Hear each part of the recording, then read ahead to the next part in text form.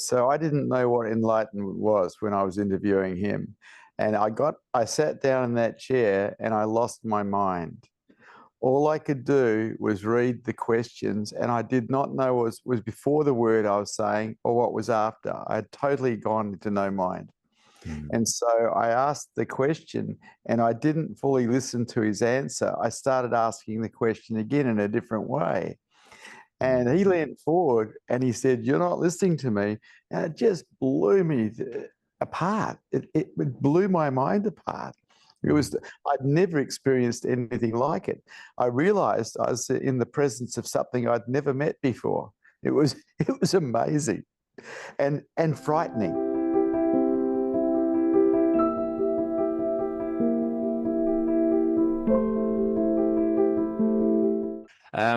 I came across you in the interview with Svaha, and he's Norwegian. And that was a very, very interesting, little bit of awakening for me in terms of Osho. Osho haven't been a part of my journey so much. And sort of, to be honest, that was his image, as you probably can understand a little bit, has been, a little bit tainted from some events. So when I saw you guys talking, it was so funny because you guys started out with, I think it was you that said it's not much to say between two awakened people or people, yeah. And I just started to laugh. Both of you started to laugh, and I started to laugh as well. It's like, yeah, it's not much to say. I can see that sometimes, but sometimes I just get caught in my stuff, I guess. Osho, I learned about Buddhism through Osho. Oh, really? Yeah. He talked about Gautama the Buddha many times, so many times. Oh, yeah. I learned about Buddhism through him, and then I studied it myself because it seemed like a reasonably good way to go. Particularly Zen Buddhism. I like Zen Buddhism because I like the discipline. I'm very curious about Zen. Haven't been part of my practice so far. It's the Theravada stuff mainly here in Thailand. The Vipassanas here. Oh, it's totally Theravada up there, but they've got too many rules. You know, like I'm actually an ordained monk for the Vishrant Buddhist Society, and I'm an abbot. But we don't have the rules that you have to wear robes. We're actually allowed to eat meals after 12 o'clock during the day.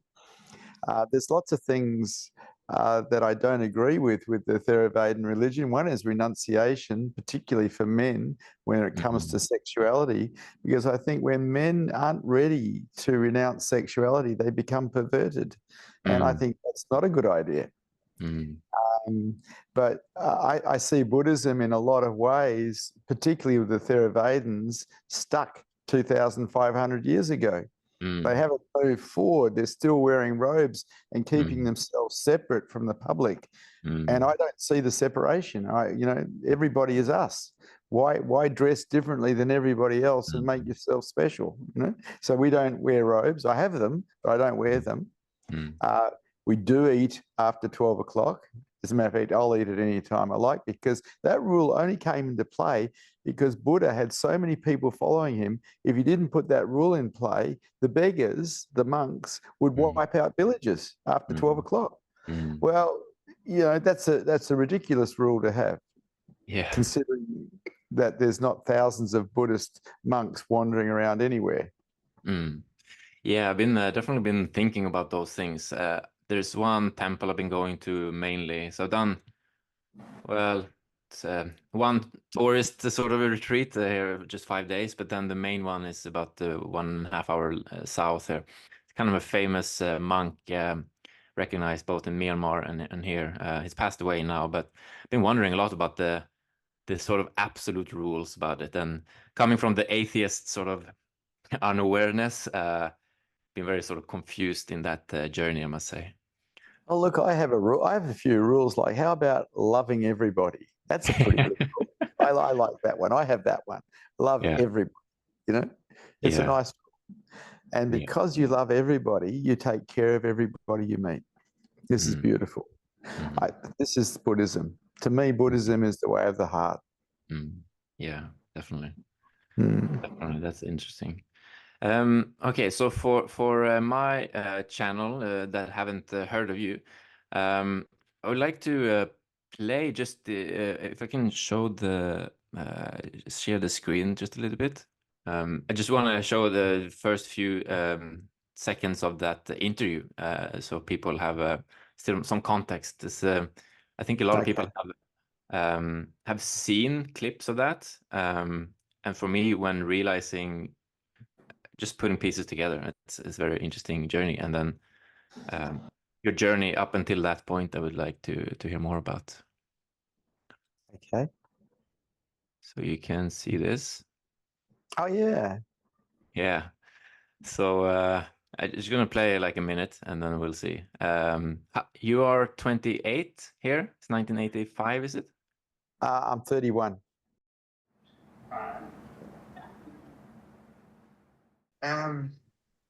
I've got 12 questions to ask you. The last one's the most important one to me because it's a bit personal. I'm taking advantage of the interview. But the first question, Bhagwan, I've heard you say that you are an ordinary man. In Australia, we have a lot of people who would consider themselves as ordinary people. What do you see as the difference between your ordinariness and their ordinariness? There is great difference. The difference is all the ordinary people of the world, without exception, deep down believe they are extraordinary. They are not ordinary. The thing that seems to come to mind to a lot of Australians I've spoken to who are a bunch of disciples is that you have the Rolls Royces and you have the watches, which are lovely, and you still claim you're ordinary, and they can't seem to understand at all. You just say you're ordinary. You have not listened. Answers. So yeah, that was sort of the thing I wanted to get to. You mentioned that in a few videos, and you were kind of stunned in that situation. Can you put some context to that, and what happened there for you? Okay, so I didn't know what enlightenment was when I was interviewing him. And I sat down in that chair and I lost my mind. All I could do was read the questions, and I did not know what was before the word I was saying or what was after. I had totally gone into no mind. And so I asked the question and I didn't fully listen to his answer. I started asking the question again in a different way. And he leaned forward and he said, "You're not listening to me." And it just blew me apart. It blew my mind apart. I'd never experienced anything like it. I realized I was in the presence of something I'd never met before. It was amazing and frightening. Oh, really? That's frightening. Well, you're on camera right now. Yeah. I'm on camera right now. Now, we're in a room with 25 people, and all of a sudden I've lost my mind, and I'm supposed to be being a journalist, you know, and I've lost my mind, and I'm trying to interview this guy. It's very subtle, though. You can't really tell that you're losing your mind, but maybe internally it was I'm a good actor. Yeah, I mean, because as I understand, you've been quite successful up until that point in a more of a business sense. So I want to understand more about that journey, your sort of early life. I mean, I'm kind of mid that journey myself right now, and I would like to understand more your sort of early spirituality and mind work in a way. So at that stage, I had already retired. I was successful enough in business to retire. I didn't have to work ever again. I had a multi-million-dollar company that I owned as a publishing company in Fremantle, West Australia. But after that interview, I realized I had to become a nobody. I got his story about being ordinary. I got what he was talking about. You've got to be a nobody. Everybody thinks they're special. But to play the game of higher consciousness, you've got to become a nobody. And so I walked into my companies a year and a half after that interview, and I just gave my companies to my staff, the whole lot, even the furniture, out of 14 offices. And I then took my shoes off and commenced to walk around Australia barefoot for 4 years to find my heart, because I realized as a businessman, I'd lost it. In that process, I became ordinary. I became a beggar. I became less than instead of more than, which I'd spent my life doing, becoming more than. And in that ordinariness and that nothingness, I found my heart. I found unconditional love. And that changed my whole life, because then I moved into service to humanity. I went back to school, trained as a naturopath, trained as a psychotherapist, so I had some tools to help people with, and basically served heart from then on, helping people, being in service. And so he changed my life incredibly, from being a hard-nosed, successful businessman who was actually headed towards politics to someone who really cared about other human beings and wanted to take care of them.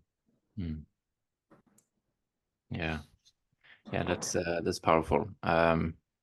So what was your sort of initial introduction to these topics then, like early on? Oh, this is going to blow your mind. You mean, how did I get involved with Rajneesh in the first place? Yeah. Oh, that's and also just spirituality. I mean, maybe he was the first initiation for you. No, we got to go back. We got to go back. Yeah, please go back. I took sannyas 3 years earlier, I think, something like that. And I had a girlfriend who I was engaged to be married to, who was using heroin, and I didn't know it.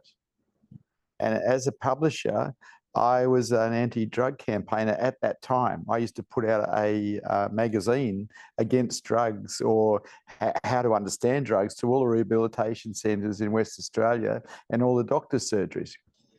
And I discovered that she was tasting heroin on weekends. And I was very righteous in those days and arrogant.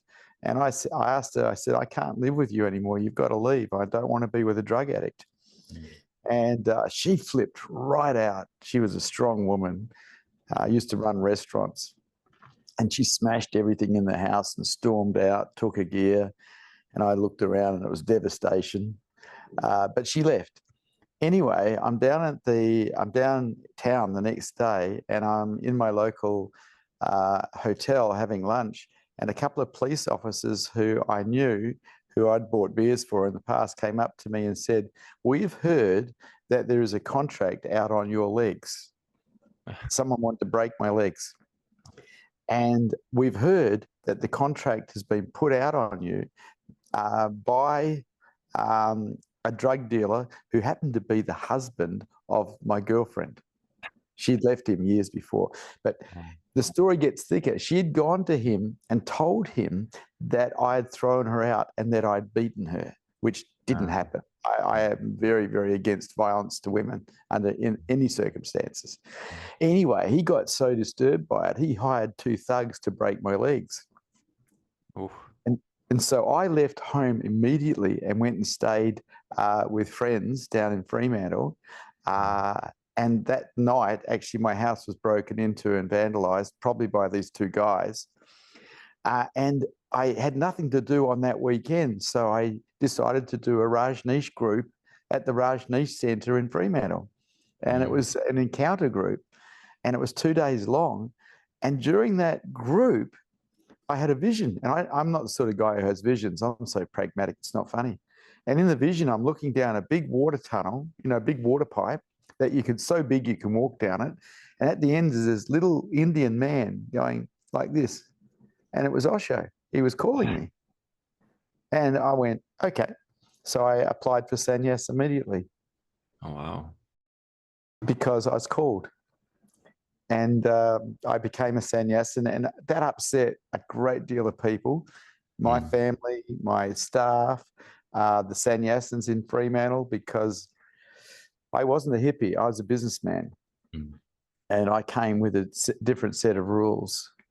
And so they didn't want me to take sannyas, so they made me do kundalini and dynamic meditation every day for 6 months before they'd let me sign up. I found out afterwards I didn't have to do that. I found out I could have just written away for a sannyas.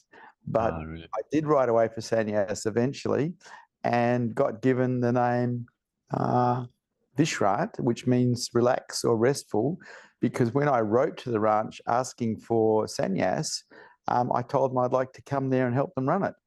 And they sent me back this name, which says relax, take a break, you know. Prem Vishrant. That is so funny. It is so funny, but that's how I got attracted to Osho, simply because two thugs who eventually got caught by the police, and the drug dealer actually got put into jail. That eventually happened. And my girlfriend came back to live with me and gave up heroin. So it's a happy ending. But it was bizarre, the circumstances that I had to go through to get introduced to Osho.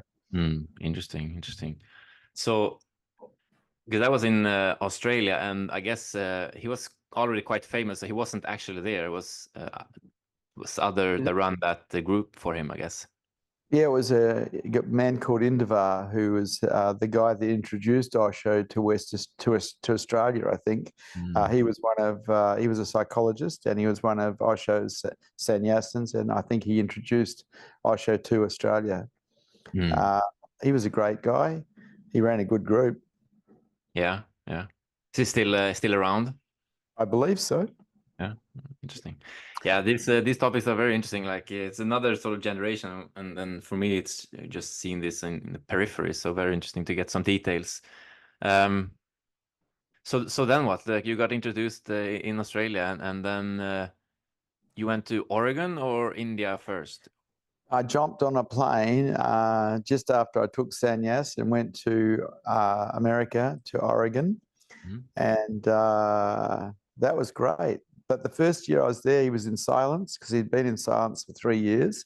And so I'd go to all his satsangs, and I entered his mystery school and did 4 months mystery school, but he wasn't really talking. So it was all in silence, and I got a taste of him, but it was only just a little bit of a taste. But I liked the encounter. I liked the mystery school. So I went back the following year again in 85, and that was a totally different adventure, because now I could feel him.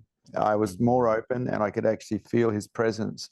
And so I wanted to talk to him because you know, he was going to be my guru. I wanted to talk to him, but you couldn't talk to him. There was like 3,000 or 4,000 people there in satsang.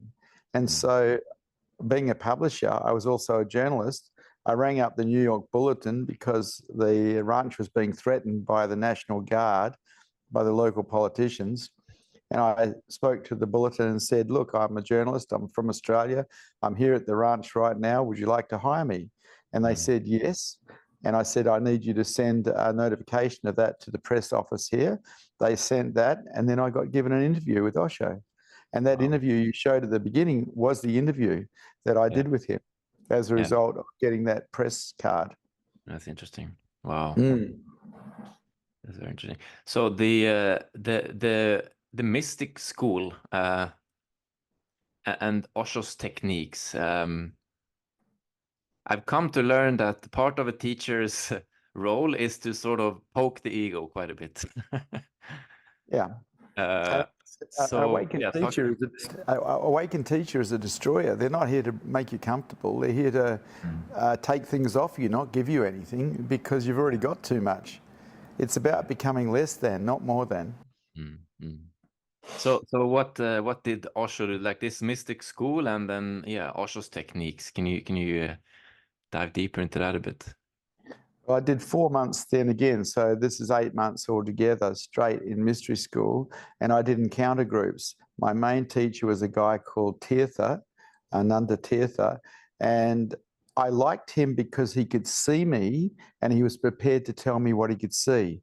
And in Australia, I'd run out of people who could see me or prepared to tell me what they could see. They just couldn't. I was too tricky. But this guy could see me, so I chose him as my teacher as far as being undone. And I stayed with him for ages. I ended up living with him in Italy for 5 months in 87. Yeah, I spent 5 months with him there, and that was amazing. He took me apart. He just stripped me, and it was brilliant because I was such a big ego. I was such a big somebody, you know, and I needed to become a nobody. And he helped introduce that to me. Let's be a nobody. We're not going anywhere. Just be a nobody. Yeah. And how more sort of specific? Give some example how he could do that in a way. Well, I would put my opinions out about subjects, which would be basically showing myself off, and he'd challenge it. It was encounter. Encounter group is basically you're challenged on what you're saying, what you're believing. And so you can actually possibly see a different point of view and see yourself more clearly. And I already had the understanding that there was 2 ways of raising your consciousness levels, because to raise your consciousness levels, you have to see through your mind. One is witnessing the mind with the silent witness, and the other is encounter, where people tell you what they can see. People you know who can tell you what they see, and you go, okay. And he was my main teacher in that, and he was wonderful for me. I have so much gratitude to him for the time that I spent with him at the ranch and also in Italy. Interesting.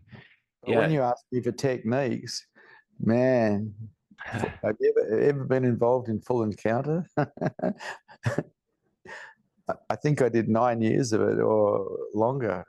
I did 9 years before I became a sannyasin, because I was already into encounter therapy before I met Osho. And then I did another 7 years with him. So there's a lot of years of encounter. Yeah. I loved it. Yeah. It's like up until I started encounter when I was 19 years old, I used to like to blue. I'd be on the streets, I'd be out at pubs, I'd be bluing people, you know, with their fists and feet. And all of a sudden I find encounter where people are telling each other what they think aggressively and no one's getting hit. It was brilliant. Yeah, that's funny. That's funny. Yeah, because I've been thinking more deeper, I guess, around teachers lately. I've had my own sort of a journey around teachers. And what would you say is sort of important? Because there's a lot of unawakened teachers as well, I think. So what would you say is like important for kind of someone like me on the path, on the journey? What should you watch for and watch out for when taking on a teacher? So once I started holding satsang, I realized that people had to trust me. Otherwise, I couldn't take them into the unknown. So what I did is I've allowed people to live with me for the last 25 years so they can watch me and make sure I'm walking my talk. And what's more, making sure that they can feel the presence 24 hours a day around me.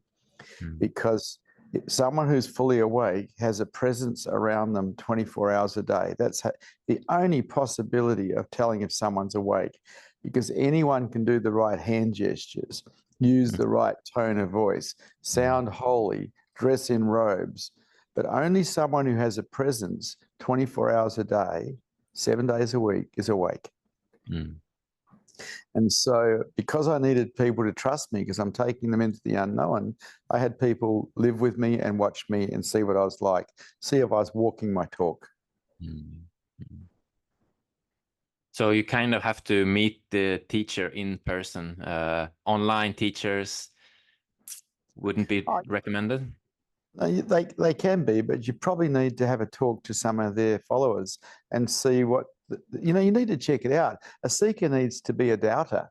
You've got to be a doubter to be a seeker. You can't have faith in anything because you've got to undo everything. And we undo everything by challenging belief systems. And so I was a doubter before I met Osho. I was a seeker since I can remember, since I was a little boy. I was always challenging everybody on everything they said. And that's what's needed. You need to challenge and find out. And so if you're doing online satsangs, it's not a bad idea to talk to people who have been around that teacher for quite a while and see what they experience around that teacher. There is a lot of misunderstanding around spiritual teachers, though. Some spiritual teachers are actually just into psychology. They're into helping people, you know, work their problems out and have better lives, making it them more comfortable. A spiritual teacher who's awake is not here to make you comfortable.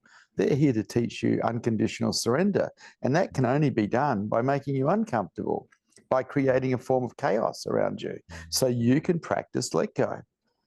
And there's this mistake that people think that spiritual awake teachers are supposed to be like psychologists where they rescue you. There's no rescuing. You're not being rescued. You're being taken apart so you can get free.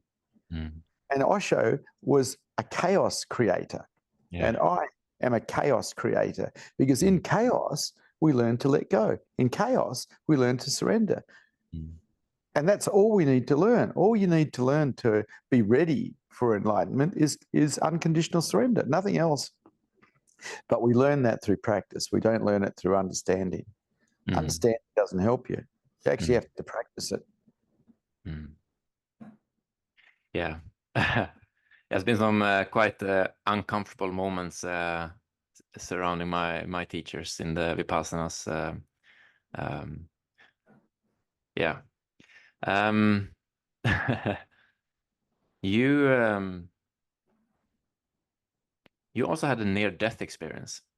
It's seemed quite intense, and it was part of your heart-opening journey.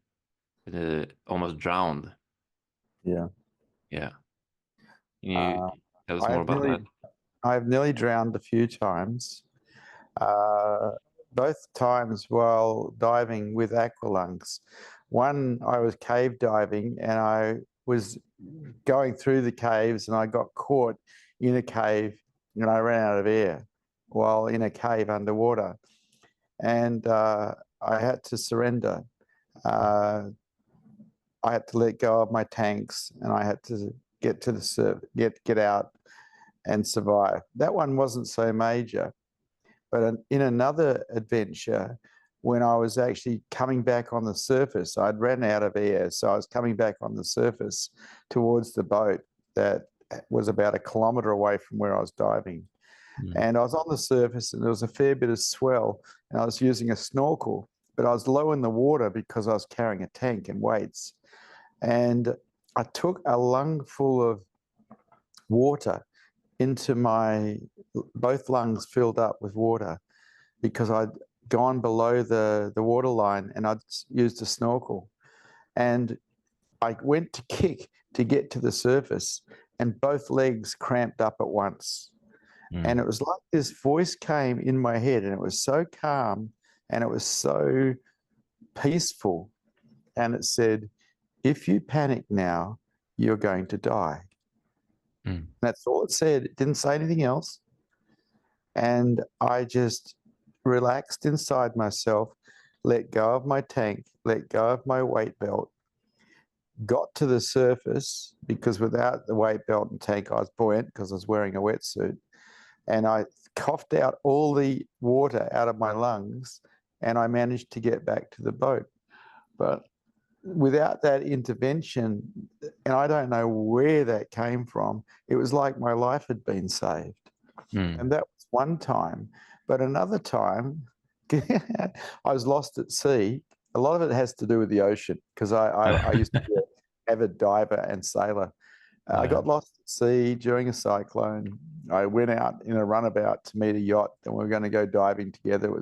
I ended up 60 miles off the coast in a runabout. It had hit something in the water and it sunk. And I was in this boat that had sunk and it was I had a life jacket on, and I was with my girlfriend, and it was really, really bad because I knew we were going to die. I could see two big hammerhead sharks circling the boat. It was only a matter of time before we were going to die. And we both got hypothermia because we were in the water for 18 hours. And I looked across at my girlfriend, who I ended up marrying, this one. I felt so much regret because I realized she was going to die because I was the one who didn't check the weather before we went out, because a cyclone had hit, and we were caught in the cyclone 60 miles off the coast in the middle of nowhere in a sunken boat being circled by sharks. But the moment that deep regret hit me, I had this explosion of unconditional love appear, which I'd never, ever experienced before. And it was just so magnificent. And it changed everything in me eventually. It took time, but it changed everything in me because I realized that was worth more than anything else I'd ever had. This unconditional love. And so the story went on that we were eventually rescued, but that was another thing as well. That was a bizarre event because I'd gone to the back of the boat to try to undo the outboard motor because it was sinking us, and I was going to drop the motor in the ocean. The echo sounder was telling me that we were in water deeper than 5,000 feet. And so we were over the continental shelf.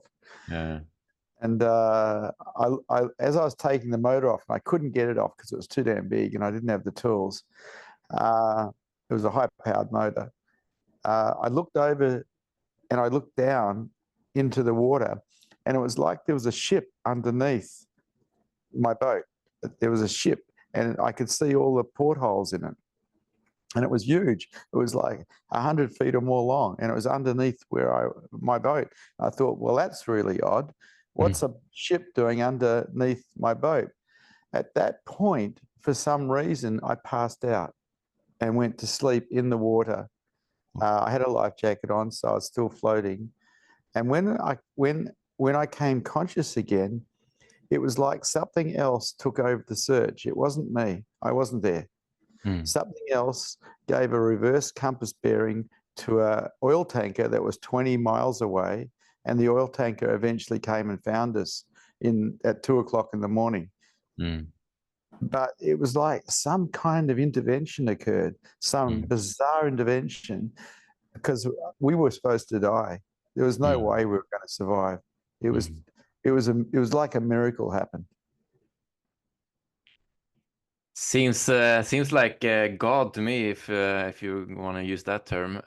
Seems like you're supposed to do the work you're doing through these experiences. Sometimes I think that, but I don't know. I don't. I don't see myself in any way as special. I am you. You are me. We are one. Yeah. For me, that's God in a way, or whatever we want to call it. Well, if awareness becomes aware of itself, you find yourself as the universe. You find yourself as every particle in the universe without a you. And for me, I found every particle in the universe as love without a me. And I guess that's the definition of God, everything. Yeah. And so sometimes I look at that, and that's why I used to get called Bhagwan, which I don't allow people to call me anymore because it creates too much separation. Because basically you're experiencing yourself as the definition of God, everything in every particle of the universe. But we are that, not just me, all of us. Yeah. We're all that. We're all beingness, or God, or truth, whatever you want to call it. Yeah, I feel like that's I think that's why Buddhism is so attractive for the West in a way, because it doesn't really talk about God.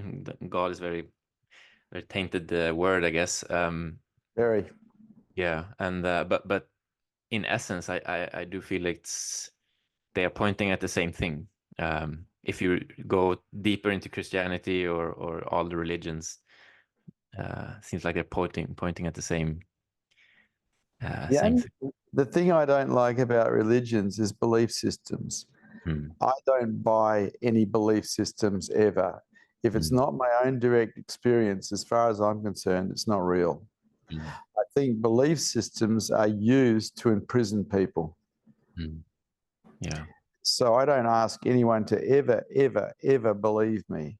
You find out for yourself. I'll point to where you can have a look, but you find out for yourself. Yeah. I heard this looking at some Rinpoche, Tibetan Rinpoche the other day, and such a beautiful sort of quote.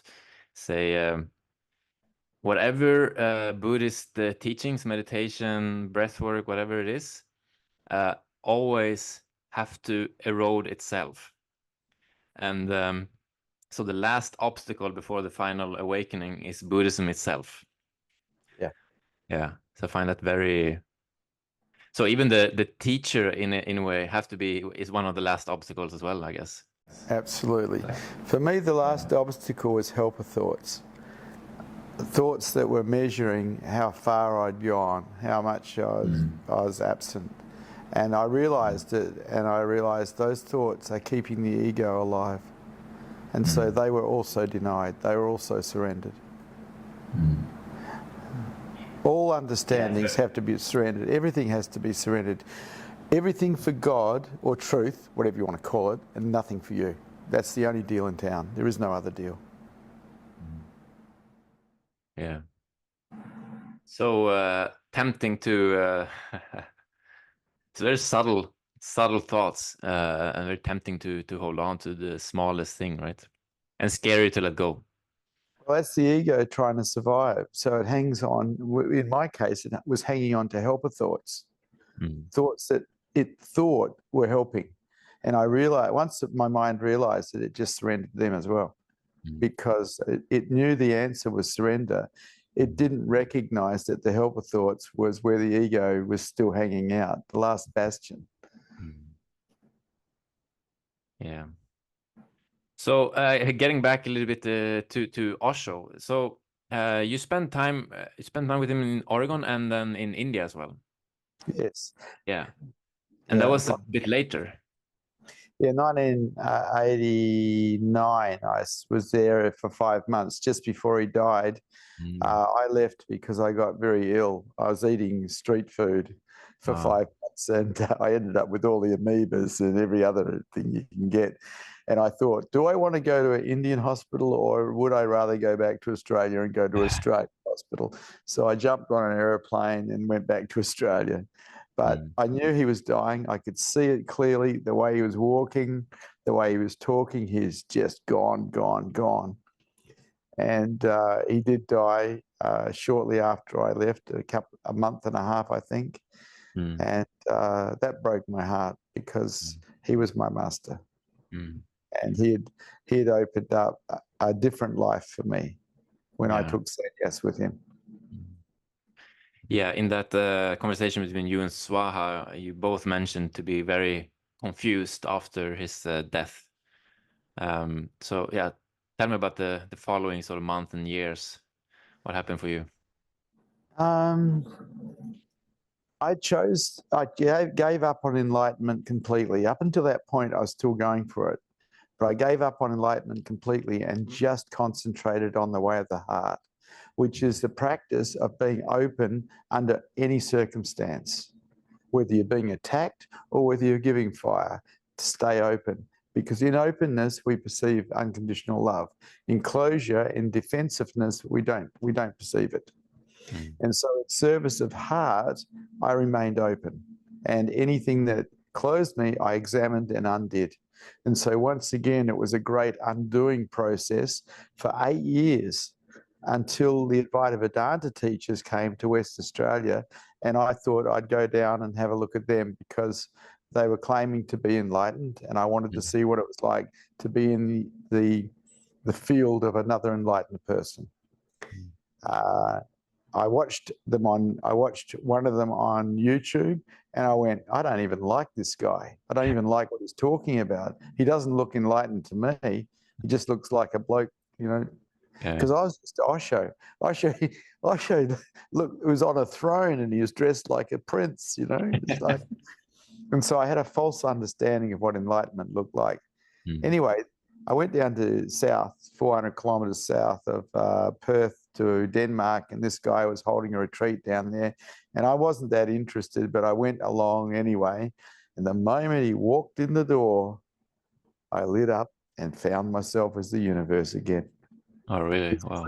His presence was enough to initiate what Osho had started again. Interesting. The fire grew in me for enlightenment again, that thirst to get free, that thirst to come home. Everything was consumed by it. And so any teacher who had any presence that came anywhere near West Australia, I was there in their satsangs. I was hosting them. I was driving them around. I was feeding them. I was getting as close as I could. And eventually, with one of them, during a retreat, some 12 months later, awakening occurred, and it has been that way now for 25 years. No sense of somebody talking to you, just nothingness talking, and the sense of being everything at once. Yeah, I was surprised. I was very surprised. Talk to me a little bit more about the state of awakening, or being awakened.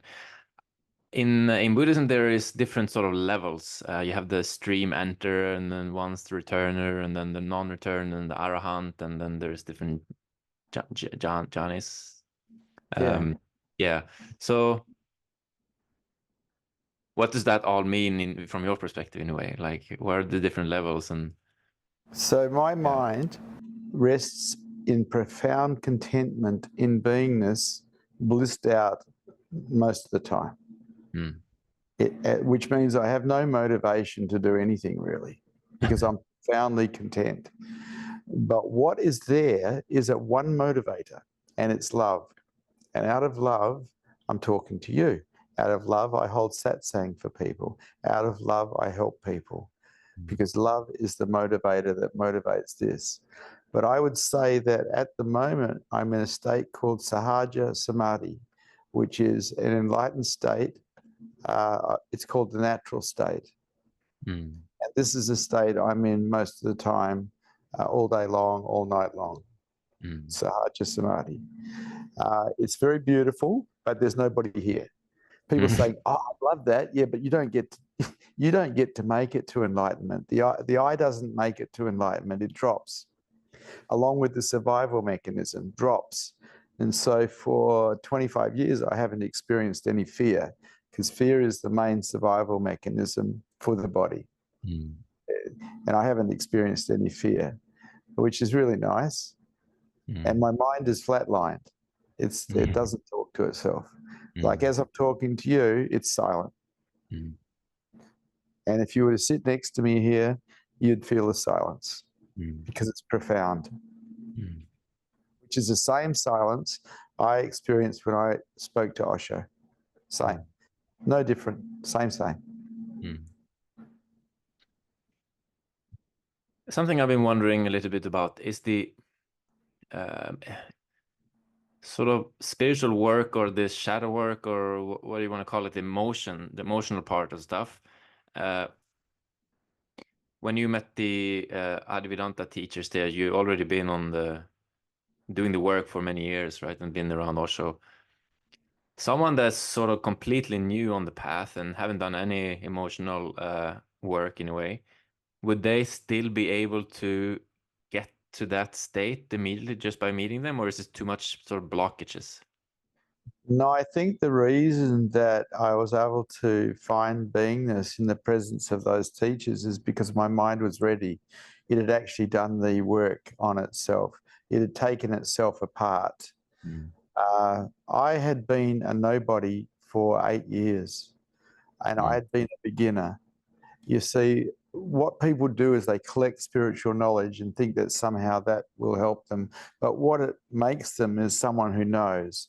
And someone who knows is actually closed and stuck. The best way to be a seeker is to always be a beginner, always be right at the beginning, at the start. And then existence can show you everything. The moment you think you know, you're actually lost. And because of the way we were brought up at school, where we had to collect knowledge and repeat it, that's what most seekers do. And this is the biggest spiritual trap there is, the collection of knowledge, rather than the practice of let go and acceptance. And so I try to teach people how to let go and accept life by setting up devices that they can surrender into. So I contradict myself quite a bit, as Osho did, but it's deliberate. It's to help people let go, you know, in the presence, in the Buddha field. Because it's easier to do all of this work in a Buddha field than it is to do it at home with your wife. It's just much easier. And I was so lucky.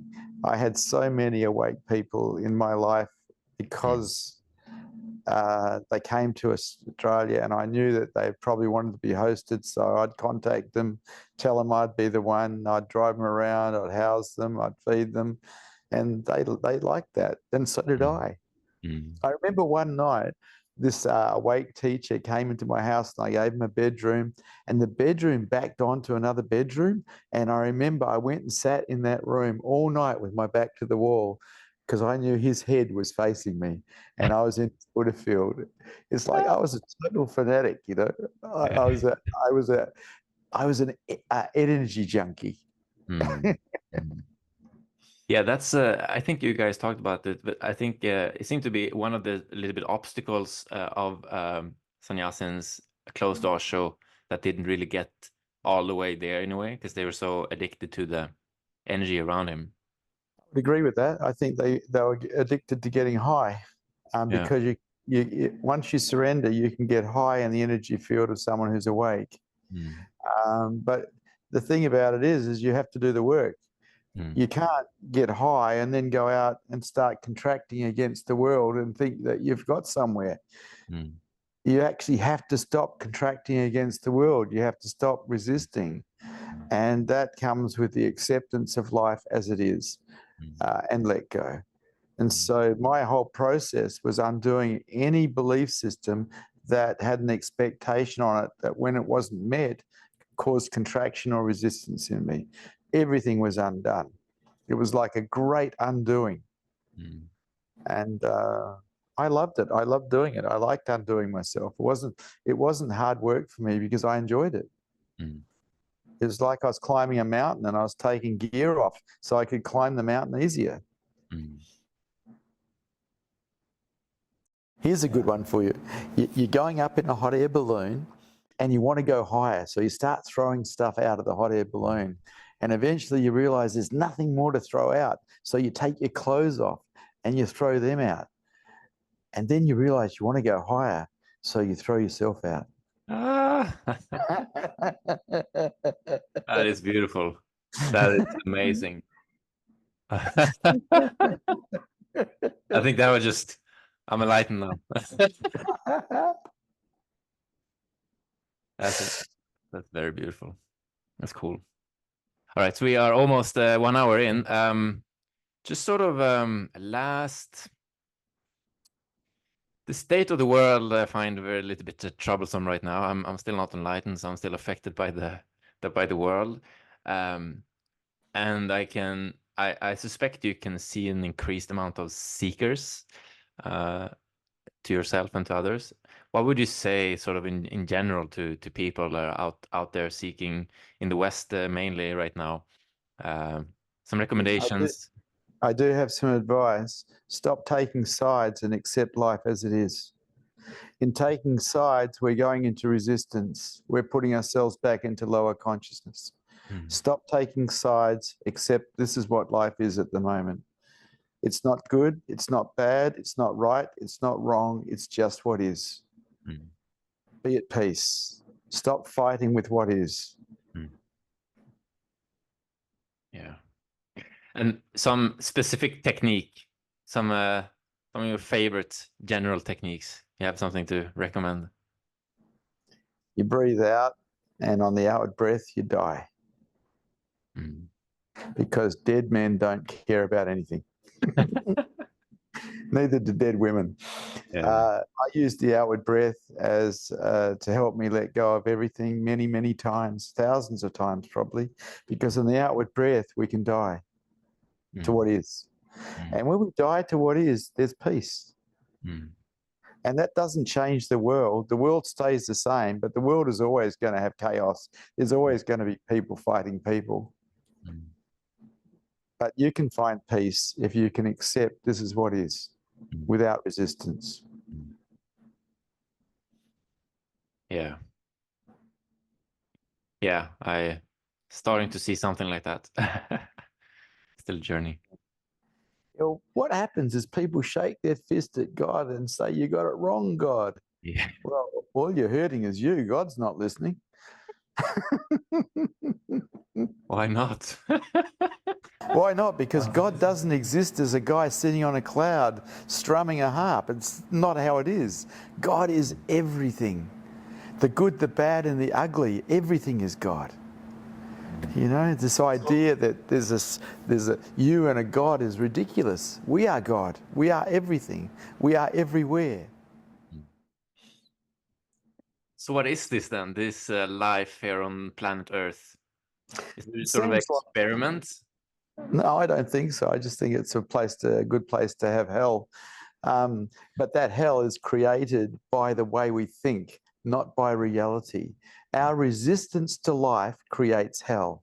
Our acceptance of life, our yes, in other words, creates heaven. It's up to you. Yes, heaven, no hell. Yeah. You have the power to create your reality. Yeah, definitely. So will you return to Earth later, or are you done? I don't have a choice. I don't think I can come anywhere back here. Already gone. You're talking to a dead man. Yeah. Well, it was a pleasure meeting you, dead man. Very grateful for this conversation. I've enjoyed talking to you too, Rasmus. Oh, all right. Thank you so much. Yeah. Yeah, maybe I have some interesting projects coming up. Maybe I will reach out later on. It's in this space, and maybe I'll pop by Perth at some point as well. You are very, very welcome. Yeah. Thank you for satsang.